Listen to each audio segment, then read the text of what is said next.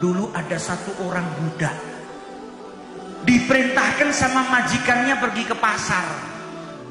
Majikannya ahli maksiat, sampai dikatakan majikan ini gak ada satu perbuatan dosa kecuali pernah diicipi. Gak pernah sholat, minum minuman keras, ahli maksiat, bahkan sering menyiksa budaknya. Maka budaknya dikasih uang 4 dirham. Kau pergi ke pasar, belikan saya ini. Itu budak pergi ke pasar, sampai di pasar dia heran. Lihat pasar sudah siang hari, tutup, gak ada yang buka. Semua toko di pasar tutup. Maka budak ini heran. Akhirnya dia cari orang, dapat orang satu lewat, ditanya, ini mana penduduk pasar? Sudah siang kok belum ada yang buka. Maka orang yang lewat tadi bilang, hari ini ada pengajian di tempatnya salah seorang ulama besar namanya Syekh Mansur. Syekh Mansur itu kalau ngaji satu desa semuanya hadir. Makanya orang-orang pasar ini semuanya belum buka tokonya karena masih ngaji di tempatnya Syekh Mansur. Maka budak ini tadi kemudian pergi ke tempatnya Syekh Mansur. Daripada saya nganggur duduk di pasar, pasarnya belum buka, mending saya pergi ke tempat Syekh Mansur, saya ngaji di sana, selesai ngaji baru beli hajatnya majikan saya. Sampai di tempatnya Syekh Mansur, selesai pengajian, ada fakir miskin. Minta sama Syekh Mansur, ya Syekh, saya ini sedang butuh. Saya ini sedang kepepet, tolong bantu saya butuh uang 4 dirham. Kata Syekh Mansur, saya hari ini belum dapat rezeki dari Allah. Rezeki uang belum dapat. Tapi sebentar, barangkali di majelis ini ada yang bisa bantu. Maka Syekh Mansur bilang kepada santri-santrinya yang hadir, siapa yang mau bantu fakir miskin ini 4 dirham, maka saya akan doakan dengan 4 doa. Doanya orang soleh itu makbul. Belum lagi doanya di majelis ilmu. Kata Nabi Muhammad, tidak berkumpul 40 orang dari umatku kecuali di situ ada wali min auliyaillah. 40 umat Islam berkumpul, salah satunya wali. Kalau mengamini doanya diijabahi oleh Allah Subhanahu wa taala. Ini budak nggak pakai berpikir panjang. Ketika fakir miskin tadi butuh 4 dirham, dia ngacungkan tangannya. Saya mau bantu orang itu. Padahal bukan uangnya majikannya. Dikasihkan ke fakir miskin tadi, kemudian dia dipanggil oleh Syekh Mansur. Kau mau doa apa? Saya doakan biar diaminin orang segini banyaknya, biar doanya mustajab. Kata budak tadi, yang pertama doakan supaya majikan saya itu taubat. Budaknya ini sering dizolimin, tapi nggak lupa sama majikannya. Saya punya majikan, zalim sama saya, tapi saya nggak mau dia mati dalam keadaan maksiat, belum dapat ampunan dari Allah. Doakan supaya majikan saya bertaubat. Didoakan sama Syekh Mansur. Yang kedua, kau minta apa?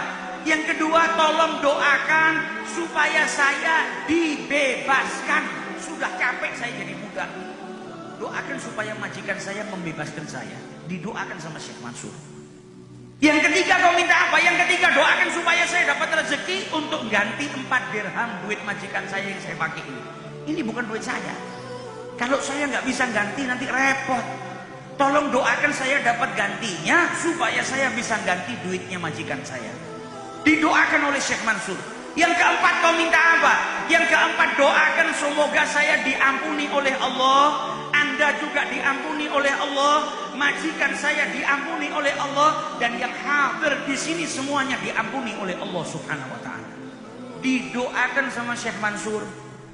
Pulang ke tempat majikannya enggak bawa barang.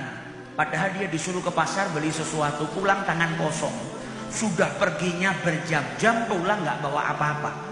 Majikannya begitu melihat langsung marah. Mana kau pergi berjam-jam, pulang enggak bawa apa-apa?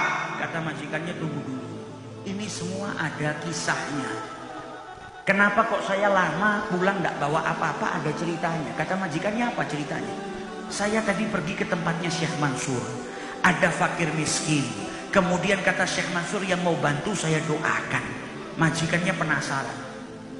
Majikannya ini ahli maksiat. Sama budaknya jahat. Tapi tiba-tiba dia penasaran, kau minta doa apa sama Syekh Mansur?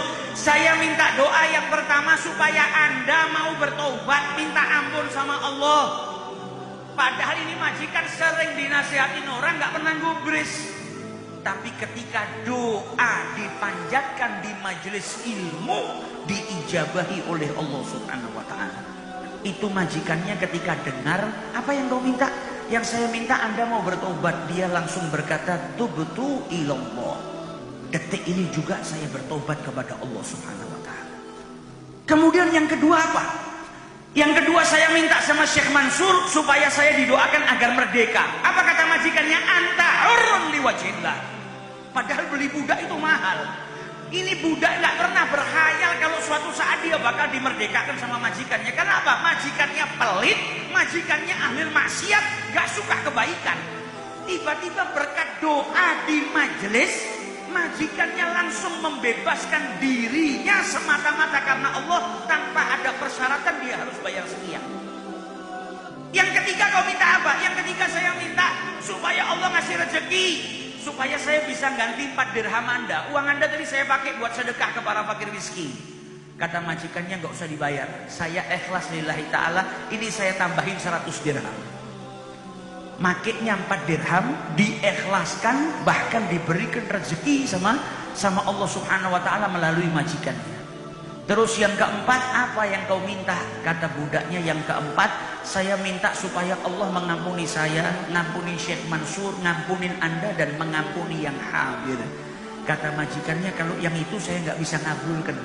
Kalau yang pertama, kedua, ketiga itu urusannya sama saya, maka saya bisa berikan. Kalau yang keempat, urusannya sama Allah Subhanahu wa Ta'ala. Nah, yang gerakkan si majikan untuk memenuhi 3 permintaan Allah, maka mustahil permintaan yang keempat tidak dikabulkan oleh Allah Subhanahu wa Ta'ala.